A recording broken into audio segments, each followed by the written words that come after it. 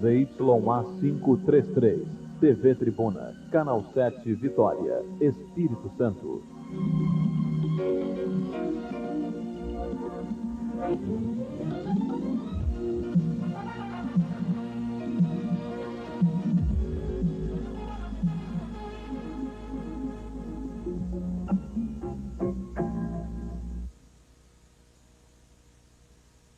Boa noite. Novo Código de Trânsito vai ser mais rigoroso com os motoristas. Diretor do IRS responsabiliza a Polícia Militar pelas constantes fugas de presos.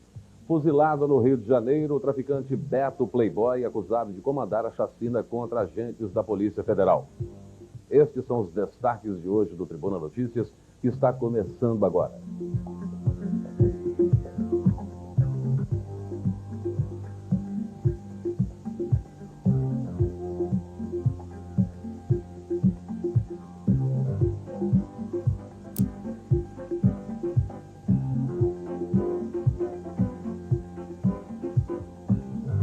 Confira a previsão do tempo do Centro Regional de Meteorologia e Climatologia. Nesta quarta-feira, no Espírito Santo, o tempo vai ser parcialmente nublado a nublado com possível instabilidade ocasional. Temperatura em ligeiro declínio. A mínima hoje na capital foi de 19,9 e a máxima de 26 graus. Cólera em Itapemirim ainda preocupa a Secretaria de Saúde. A população local vai ser observada durante os próximos 20 dias. Segundo o setor de epidemiologia da Secretaria de Saúde, a cidade de Itapemirim, no subestado, só vai estar livre do risco de uma epidemia de cólera dentro de 20 dias.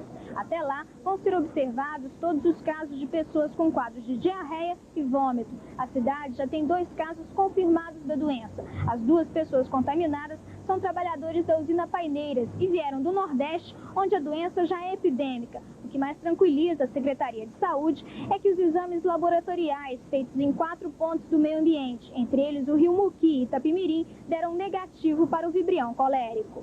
O que a Secretaria de Saúde vai fazer com relação aos 2 casos que já foram confirmados em Itapemirim? Olha, os casos foram confirmados, já estão controlados, o alojamento, as pessoas já foram medicadas. Quanto a essa parte, não teria problema. O rio, o mar não está contaminado e isso é muito importante para a população. Agora, nós vamos acompanhar os casos. Essa semana ainda iremos a Itapemirim para ajudar a equipe local a fazer uma avaliação. Eu acredito que a partir daí já é uma situação de maior tranquilidade, não podendo deixar de não esquecer, né, as medidas preventivas em relação à cólera. Acidente de carro tumultua o centro da cidade no início da tarde. A colisão aconteceu na Vila Rubim entre um caminhão placa CG 2223 e um Chevette placa GJ 8638 dirigido por Leonardo de Freitas Tatagiba. Ninguém ficou ferido, mas o trânsito no local ficou engarrafado por mais de 1 hora. O novo Código de Trânsito vai ser mais rigoroso. Amanhã vai ser publicado um anteprojeto que visa diminuir a violência no trânsito. O anteprojeto de lei do novo Código Nacional de Trânsito deve ser publicado no Diário Oficial de amanhã. As principais mudanças do novo código se referem à classificação das infrações e o maior rigor nas penalidades. O excesso de velocidade e a embriaguez ao dirigir, por exemplo, passam a ser consideradas infrações gravíssimas. Dependendo da infração, o motorista vai ter que pagar multas mais pesadas, pode ter o carro apreendido ou perder o direito de dirigir. De acordo com estatísticas, acontecem no Brasil mais de 50 mil acidentes de trânsito com vítimas fatais todos os anos e outros 350 mil com vítimas graves. 72% dos acidentes são causados por imprudência ou imperícia do motorista e apenas 28% deles acontecem por falha mecânica ou por má conservação das estradas. Na Grande Vitória, só no ano passado, aconteceram 7.210 acidentes. A mudança do código pode ser o início de uma mudança desta realidade. É preciso que haja uma legislação compatível com uma realidade atual brasileira.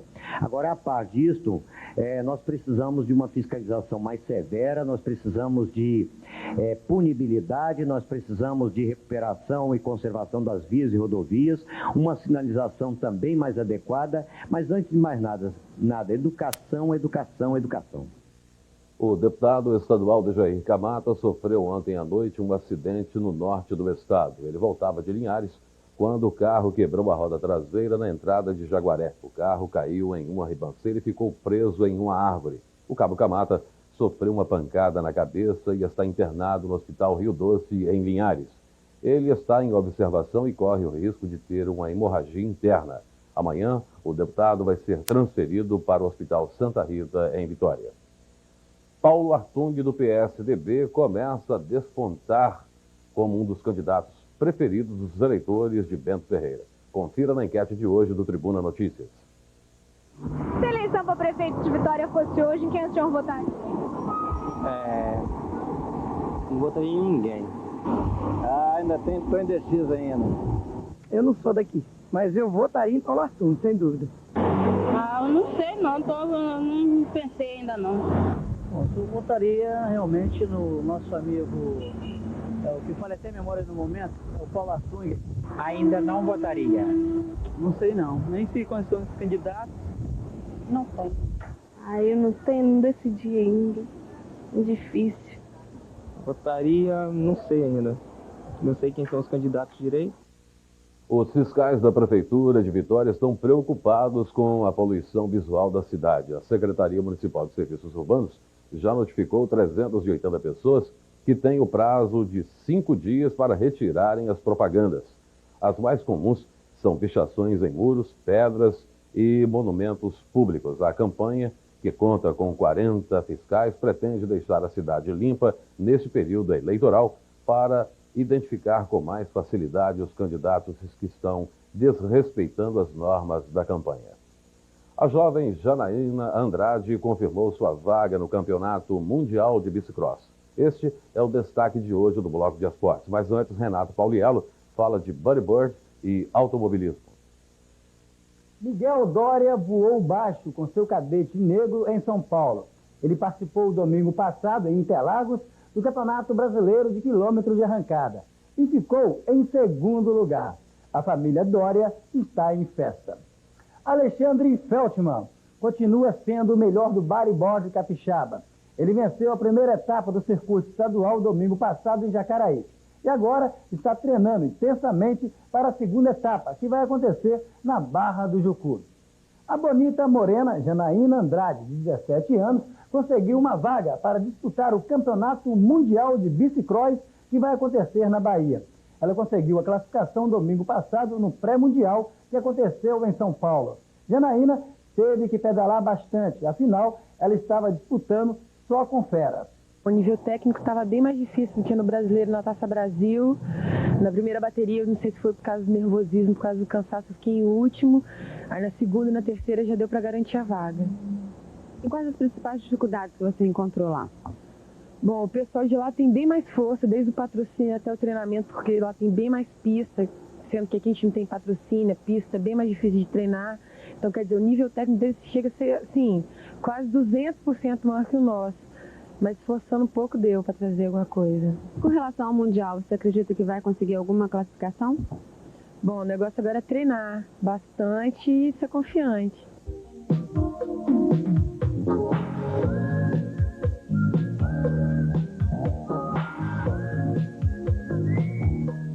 Fuzilado no Rio de Janeiro, o traficante Beto Playboy, que comandou a chacina que resultou na morte de 2 agentes da Polícia Federal. Os detalhes depois do intervalo.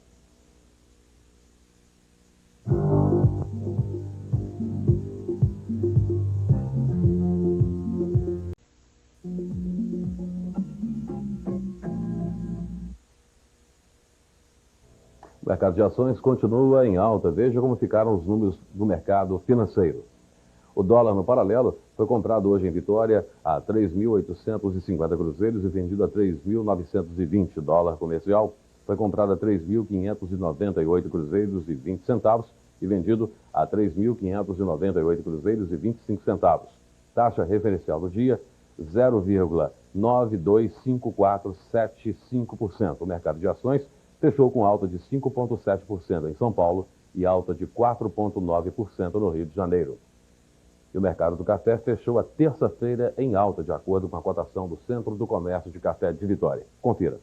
Arábica tipo 4, despolpada bebida mole, 150 mil cruzeiros a saca. Arábica tipo 7, 135 mil. Conilon tipo 7, com até 10% de broca, safra nova, 106 mil. Conilon tipo 7, 8, com mais de 10% de broca, safra nova, 97 mil cruzeiros a saca.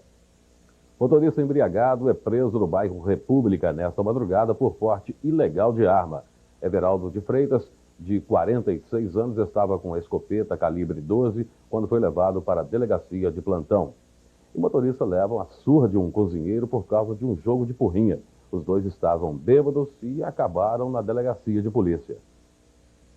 Bebida em excesso sempre é sinônimo de briga e confusão. Mais de 80% das ocorrências registradas no plantão noturno da Polícia Civil envolvem bebida.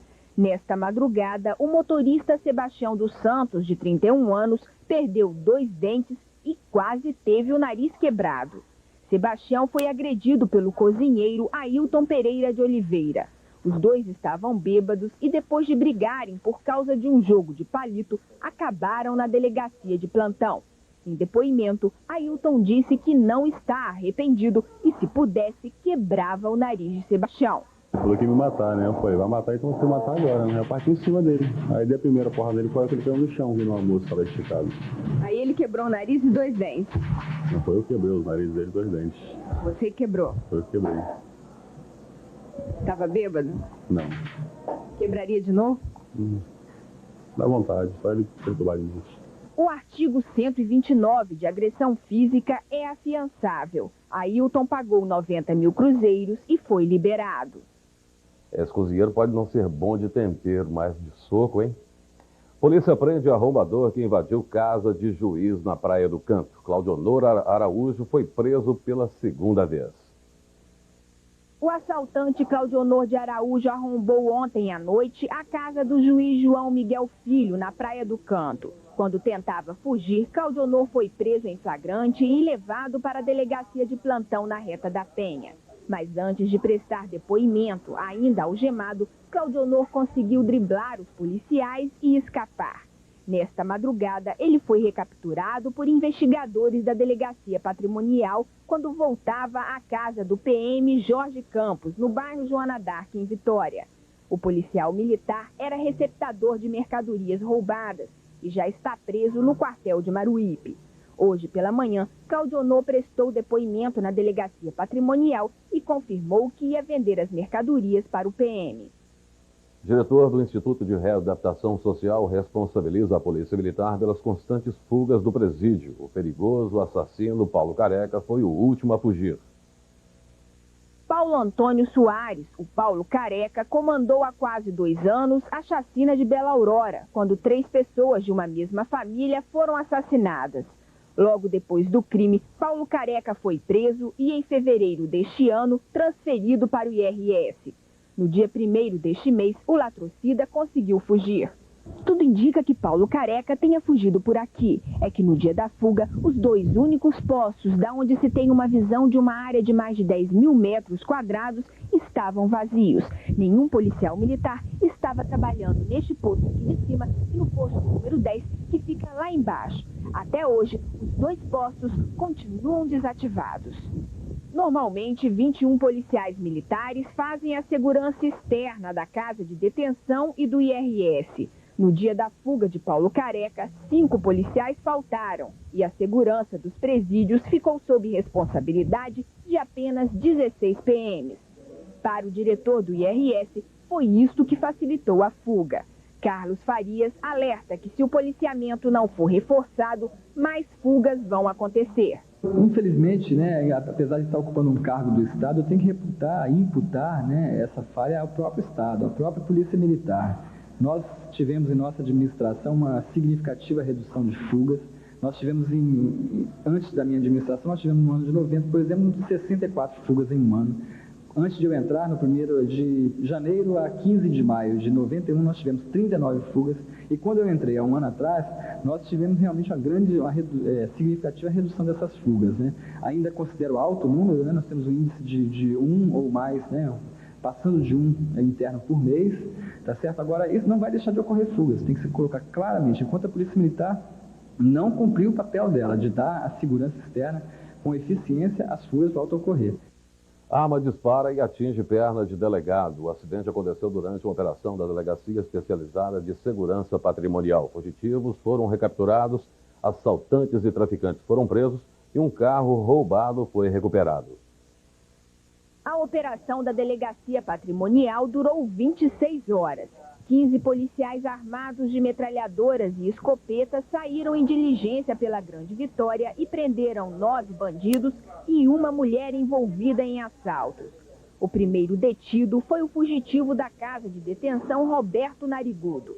Narigudo cumpria pena por assalto à mão armada e homicídio e estava foragido há 5 meses. Ele foi preso no Hospital Santa Mônica, em Vila Velha, depois de ser baleado por um outro assaltante, o Pedro Porfílio. Através de Narigudo, os policiais da Patrimonial prenderam Pedro Porfílio e o traficante Rubens dos Santos, que estavam escondidos no Morro do Forte, em Vitória. Também através de Narigudo, os investigadores da Patrimonial chegaram até a casa de Miriam Almeida Rocha, no Vale Encantado, Vila Velha. Miriam é irmã do assaltante Sérgio Preto, que participou do assalto ao Banco do Brasil de Belém. A casa dela servia como ponto de encontro de uma quadrilha que vem praticando vários assaltos a supermercados, ônibus e videolocadoras da Grande Vitória. Na casa, os policiais prenderam os assaltantes: Antonildo de Oliveira, Oséias dos Reis, fugitivo de um presídio de São Paulo, Carlindo Timóteo, o Cal, e Antônio Carlos Vitorino, além de 2 menores. Na casa de Miriam, os policiais da Patrimonial encontraram ainda este Santana roubado. O carro ia ser utilizado em um assalto a uma firma de vigilância da CST. O objetivo dos assaltantes era roubar armas pesadas para a prática de novos assaltos na Grande Vitória. Ainda durante a operação da Patrimonial foram apreendidos 4 revólveres, munição, uma carteira falsa da Polícia Militar, cheques, TV, dinheiro e toca-fitas roubados. A operação foi considerada um sucesso. O único ferido leve foi o delegado Gilson Lopes. Em luta corporal com o assaltante, a arma do delegado disparou. A perna dele foi atingida por um tiro de raspão.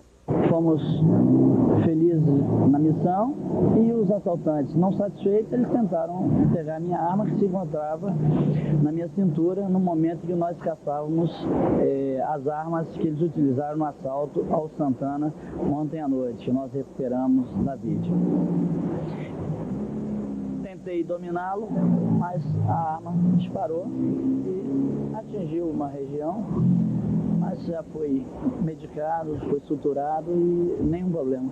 Tudo bem, então. Graças a Deus. Vigia assassinado a tiros na praia de Camburi. A ousadia dos assassinos está cada vez maior. Normalmente, os corpos de pessoas vítimas de homicídio são desovados em lugares isolados e de difícil acesso. A polícia até já conhece pontos estratégicos localizados em estradas e terrenos abandonados, principalmente nos municípios de Vila Velha, Cariacica e Serra. Desta vez, o assassino não se importou em esconder o corpo do vigia Francisco Salles dos Santos, de 27 anos. O vigia foi assassinado a tiros nesta madrugada e o corpo dele jogado em plena praia de Camburi, próximo a este hotel 4 estrelas. Apesar do lugar ser movimentado, a polícia não recebeu informações que podem ajudar a solucionar o crime. Mulher se enforca no Hospital São José. Alvenir Andrade, de 47 anos, estava internada há alguns dias no hospital com problemas cardíacos. Na tarde de hoje, ela entrou no banheiro do apartamento em que estava internada e se enforcou. Ela sofria fortes depressões. Fuzilado no Rio de Janeiro, o traficante Beto Playboy, acusado de comandar a chacina que resultou na morte de 2 agentes capixabas da Polícia Federal. Para a Superintendência da Polícia Federal no Espírito Santo, o caso está encerrado. O traficante Roberto Assunção Braga, o Beto Playboy, foi o principal responsável pelas mortes dos agentes federais capixabas, Marcos Vinícius Ramos de Araújo e Henrique Guilherme Machado Nogueira.